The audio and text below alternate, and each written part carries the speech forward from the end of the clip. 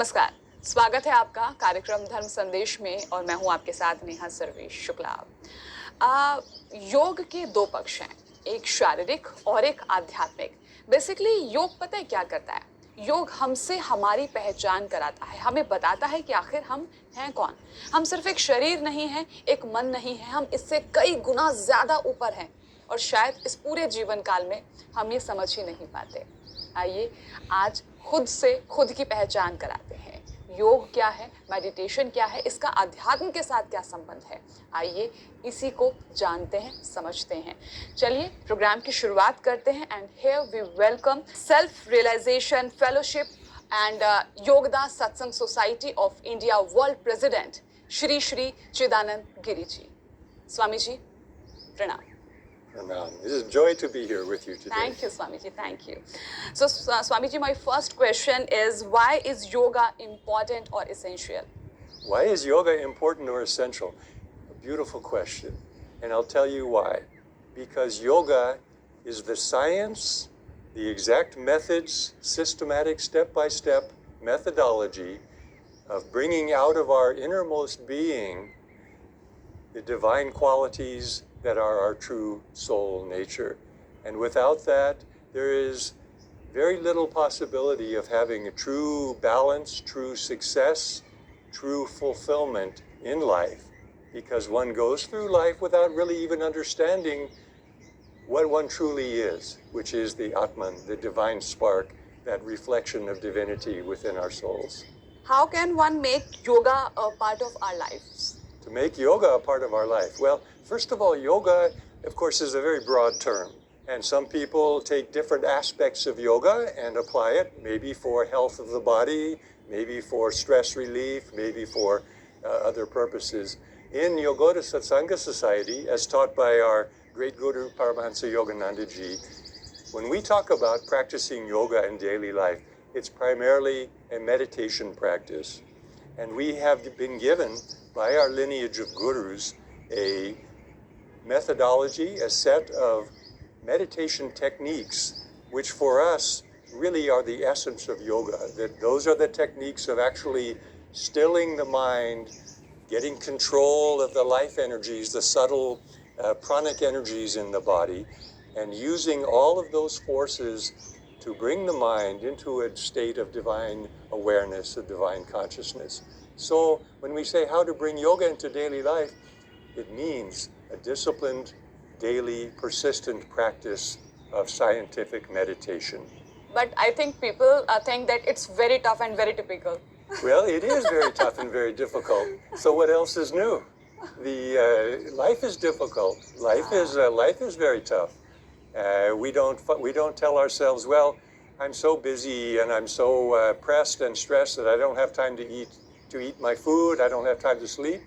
Well, the same thing is when your understanding matures as a human being, you come to understand that without also making time for the nurture of your spiritual side of your nature, then you're missing out on what's really important in life. So we say, yes, it's difficult, I don't have time, have that. You can make time. Anyone can make time if they are, number one, convinced of the value of it. Right. Is yoga for everyone? Is yoga for everyone? Yoga is the science of the soul. Everybody has a soul, therefore yoga is for everyone. Swamiji, how can yoga help us to lead a life filled with peace and bliss? Oh, yoga is actually the most direct way to living a life filled with peace and bliss, and for a very simple reason, because our innermost nature, our very Atman, our essence, our soul is bliss. It is peace. It is wisdom and happiness and unconditional love. And yoga is the way that we learn to access that we learn to open the windows and the doors of our consciousness so that what's already there inside of us, that peace, that bliss, is able to express outwardly in our actions and in our relationships with others. Swamiji, what is the difference between yoga and pranayama? The difference between yoga and pranayama, well, there is no difference. Pranayama is one of the 8 steps of Raja Yoga. Raja Yoga, as taught by Sage Patanjali in Yoga Sutras, consists of an 8-fold program for achieving unity with spirit, unity with the infinite divine being that informs the universe. And pranayama is one of those 8 steps. It begins with moral behavior, it then followed by asana, or control of the body, to hold the body in the right posture for meditation. Then comes pranayama. Pranayama, what does that word even mean? Prana means life energy, the animating force that makes us different from inanimate matter. It's what comes into the body at the time of conception and departs at the time of death. So prana means life energy. Yam means control. Pranayam means practice of definite techniques of meditation that give one the ability to direct and control that life energy so that we become the master of it rather than the slave of it. You see, in normal people, normal outwardly oriented individuals, the prana is what causes all of the senses and the mind and the faculties of knowledge to be completely directed to the material world. That's because of the flow of prana. What yoga does, especially the technique of Kriya Yoga brought by Yoganandaji and his lineage of gurus, that is a pranayama technique for gaining control of that outgoing energy and using it to centralize in the spine, in the brain, awakening these divine centers, the chakras, divine centers of knowledge, of spiritual perception. And that is all accomplished by right understanding and disciplined, persistent practice of pranayama. Then it goes to the higher steps: interiorization, pratyahara, concentration, dharana, dhyan, true expanded consciousness of meditation, and ultimately samadhi, union with spirit. So you see where pranayama fits into that overall program of yoga. If I talk about Kriya Yoga, what is Kriya Yoga? Kriya Yoga is really a modern expression and a set of techniques that take that 8-fold path of Raja Yoga and show us how to put it into practice, to put it into a daily routine of meditation and spiritual discipline. Kriya Yoga is a pranayama technique. It's also a way of life. It's a system of spiritualizing one's consciousness, one's activities, one's material and spiritual goals. But most of all, it's a science of deeply interiorizing and concentrating the mind and stilling the restlessness of the chaos that is normally our mental environment, so that in that growing calmness within, we begin to see the reflection of what we really are, that Atman, that soul. So nice. Okay, now I'll talk about Guru. How does one know that they have found their Guru? How does one know that they have found their Guru? Well, it's not something that just happens like that, where you happen to run across a person and say, I accept you as my Guru. Right. Especially in today's world, you know, there are, let's be realistic about it. There are qualified and there are unqualified individuals who call themselves Guru. So it definitely requires a period of careful research and experimentation. You find a path or a set of spiritual disciplines that seems to resonate with you, and you try it out. You say, is this giving me what I'm looking for spiritually? And over a period of time, and you watch the teacher or the leaders or the founder of that particular branch of spirituality, and over time you come to know, is this someone that I have implicit faith, implicit trust, an implicit soul bond of divine friendship? And all of those are very individual and very personal matters. And the best, really, that long-winded way of coming to a short answer to your question is really, you'll know when you know. But don't rush it. Don't rush it. In YSS and SRF, we don't even allow people to become formal disciples of our Guru until they have had an exploratory period of trying it out and seeing if this works for them. Swamiji, want to know how can an ordinary person reach the stage of seeing God in everyone? Seeing God in everyone. Yes. What a beautiful It's ideal. very tough now, I think. Yeah, it's very, very, very wonderful. But let's put it into context. That is quite a high state of consciousness. When you are really conscious of the divine spark in every individual, every other being that you meet. So I would say that for most people, take it in steps, take it in gradual steps. First, learn to be kind to people. First, learn to be respectful of people. First, learn to have harmonious relationships with people.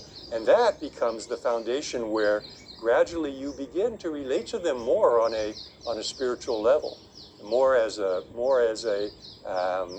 that spark of divinity in every person. But there's really a more direct answer than that. And you know what it is? There's no way to perceive God in others until we perceive God in ourselves. So first thing is to meditate. Feel that that sense of joy, that sense of happiness, that sense of really, it's so automatically we respect that divinity when we experience it within ourselves, and then we make the conscious effort. And we don't even have to make that much of an effort because it flows naturally. We realize that same spirit within me is also in this person, and all of the children of the divine. Swamiji, now want to know about yourself, how you were connected with Swami Yogananda. My connection with this path of Kriya Yoga began when I was just a young student at university. I was in my early 20s. What was your age? It's 20? When I first read Autobiography of a Yogi, I was 21. Oh, 21. Ah. And then I got so fascinated and so caught up, I immediately enrolled for the lessons that our guru prepared, a home study course that gives the knowledge and practice of meditation. In such a young age, do you believe in spiritual and all? Of course. No. You know, here's the thing, is that none of us is coming into this lifetime for the first time. Reincarnation is an absolute fact. In fact, I didn't believe in that when I first came on the teachings. I thought, well, that's just a myth. It's very far-fetched. But the more you meditate, the more you actually contact that inner realm, then it's a natural awareness. You realize, yes, my spiritual evolution has gone on for many incarnations. And just as in the Bhagavad Gita, that great scripture of yoga, Lord Krishna says to Arjuna, he says, you know, if you take up the practice of meditation, practice of yoga, but then you die before you finish reaching your goal, don't worry, because you'll come back and you'll pick it up where you left off before. And we see this great interest, this great magnetic attraction of so many millions of souls around the world today to India's great science of yoga. That didn't come out of nowhere. That came because those souls had begun that journey in past incarnations. And no doubt I had some unfinished business from the past. Swamiji, just want to know about Autobiography of a Yogi. This book, it's just a miracle book. Would you like to say interesting aspects of this book? This Autobiography of a Yogi, first of all, yes, it has such a dear place in my own heart because that's what opened these doors to the path of meditation, the path of Kriya Yoga to me. That was my first exposure, and also for thousands and millions of others around the world. Very often the way that they discover Paramahansa Yoganandaji, the way they discover Kriya Yoga is by coming across this book. And it's unique. It's not just a book, it has very instructive stories about Guruji's life, about India's ancient traditions of spirituality, all of these, everything that you really need to know to get an introduction to spirituality. But more than that, it's really a vehicle where somehow or other, and it can't be quantified, it can't be measured in a laboratory, but somehow or other, the consciousness and the vibration of Gurudev somehow exudes out of those pages and just touches people. And it's some kind of magic takes place when people read that book. Swamiji, my last question. Today's stressed life, a message for society. Oh, well, you know, the more complicated and the more stressful and chaotic our modern lives become, the more we need to realize that practice of meditation is an absolutely necessary survival skill. We're going to come to a point as not just in India, not just in Western nations that are complicated, but the world family as a whole, as it continues to become more technologically sophisticated and therefore more complex, more stressful, more ceaseless barrage on the intellect and the mind and the senses. People are going to realize that just as it's necessary to have good diet, good exercise